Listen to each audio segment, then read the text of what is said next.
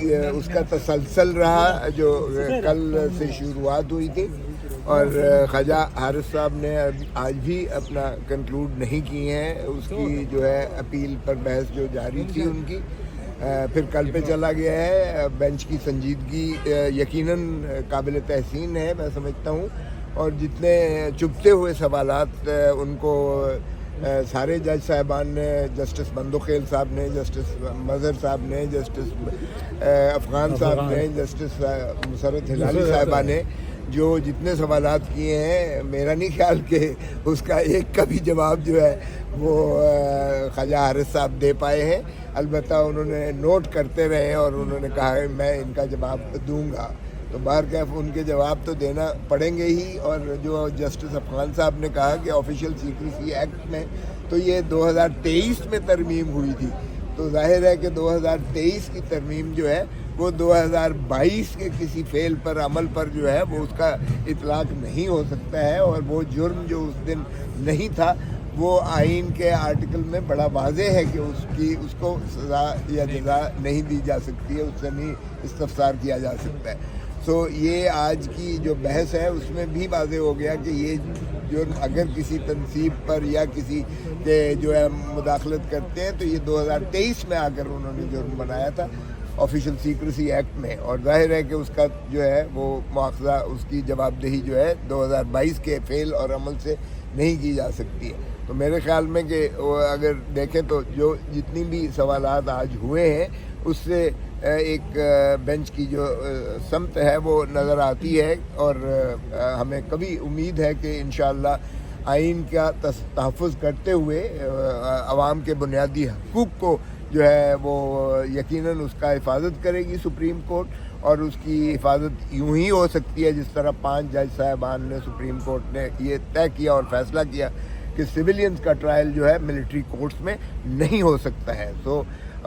ہمیں یقین ہے کہ انشاءاللہ سپریم کورٹ کی اپیلٹ بینچ یا کانسٹیٹیوشنل بینچ جو آج یہ تسلسل سے سماعت کر رہی ہے یہ یہی کرے گی انشاءاللہ۔ اور باقی رہا یہ کہ آرٹیکل جو سیکشن 5(1) D 1 اور 2 کی حد تک جو ہے جو کالعدم تصور کیا گیا ہے کہ یہ آئین کے متصادم ہیں، آئین کے ماورا ہیں، اس پر بھی بحث ہو رہی ہے۔ اور سیکشن 59(4) جو آرمی ایکٹ 1952 کا ہے جس کو بھی کالعدم قرار دیا گیا ہے، اس پر بھی یقیناً سپریم کورٹ کی یہ جو کانسٹیٹیوشنل بینچ ہے وہ اس کا بھی احاطہ کرے گی۔ سو آئین کی جو بھی متصادم ہوگی شق بنیادی حقوق کے، وہ جس طرح 5 جج صاحبان نے جو اوریجنل فیصلہ دیا ہے جس میں انہوں نے کالعدم قرار دی ہے، بیلٹ بینچ نے بھی اگر اس کو جو ہے توثیق کی تو وہ یقیناً جو ہے حذف متصور ہوں گی۔ اور اسی طرح جو ہے اب جو آخر میں بات ہوئی تھی کہ جیل میں ان کو جو ہے آئسولیشن میں ان کو جو ہے ایک ایسی تنہائی میں، قید تنہائی میں رکھا جا رہا ہے، تو اس پر جو ہے یقیناً جسٹس مندوخیل صاحب نے بھی کہا اس سے بڑی سزا ہو نہیں سکتی ہے کہ کسی کو آپ جو ہے وہ تنہائی میں رکھ دیں، وہ ساری دن جو ہے تنہائی میں ہو، جب باقی قیدیوں کو جو ہے، اور انہوں نے مثال دی کہ اگر بیرونی جو ہے ملک کے بھی قیدی ہیں ان کو بھی اگر جو ہے وہ سہولت میسر ہے کہ وہ کھلے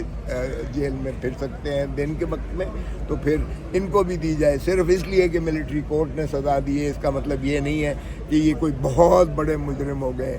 اور جو مسرت ہلالی صاحبہ نے سوال کیے تھے وہ بھی کہ یہ تو سیاسی قیدی ہیں بھائی، یہ تو کوئی دہشت گرد بھی نہیں ہے، یہ تو ایک اپنی جو ہے اگر سیاسی جد و جہد میں اگر انہوں نے کوئی متجاوز بھی کچھ کام عمل کر دیا ہے تو وہ کیسے قابل مواخذہ اور قابل سزا ہے۔ تو آج کی میں سمجھتا ہوں کہ جو ہے جو بحث و تمہیس ہوئی ہے اور جو جج صاحبان کی جانب سے آبزرویشنز آئی ہیں، ہمیں تو کبھی امید ہے انشاءاللہ کہ یہ انصاف ہوگا اور انشاءاللہ آئین کی بالادستی کو مسلم کرایا جائے۔ اب آپ کی اس آئینی بینچ کے متعلق فیئرنیس پہ کیا رائے ہے؟ دیکھیں ہم تو آئینی بینچ کے ہی فیئرنیس کی خدارہ بات نہ کیجیے گا، ہم 26ویں ترمیم کے سمجھتے ہیں جس بے حیائی، بے شرمی اور ڈھٹائی سے 26ویں ترمیم کی گئی ہے، یہی بنیادی طور پر ہم کہتے ہیں کہ پہلے انہی کو ذرا سن لیں، فل کورٹ سن لیں ان کی سماعت، اور اس کی نالش جو ہے بہت سارے جو ہے طبقات نے کی ہوئی ہے، وکلاء نے کی ہوئی ہے، پارٹیوں نے کی ہوئی ہے، سول سوسائٹی نے کی ہوئی ہے، تو ان کی جو ہے وہ تعین کر لیا جائے تاکہ آئینی عدالت کا جواز ہی اسی سے منسلک ہے، کیونکہ آئینی جو کمیٹی یہ بنی ہے آئینی یہ ہماری نظر میں بینچ یہ ایک پیرلل سپریم کورٹ بنانے کے مترادف ہے، تو ہمیں کسی جج پر ذاتی اعتراض نہیں ہے، لیکن یہ آئینی بینچ کی تشکیل ہی 26ویں ترمیم آئینی ترمیم کا نتیجہ ہے، جو 26ویں ترمیم ہماری نظر میں یہ بالکل آئین کی روح کو ہلا کے رکھ دیتی ہے۔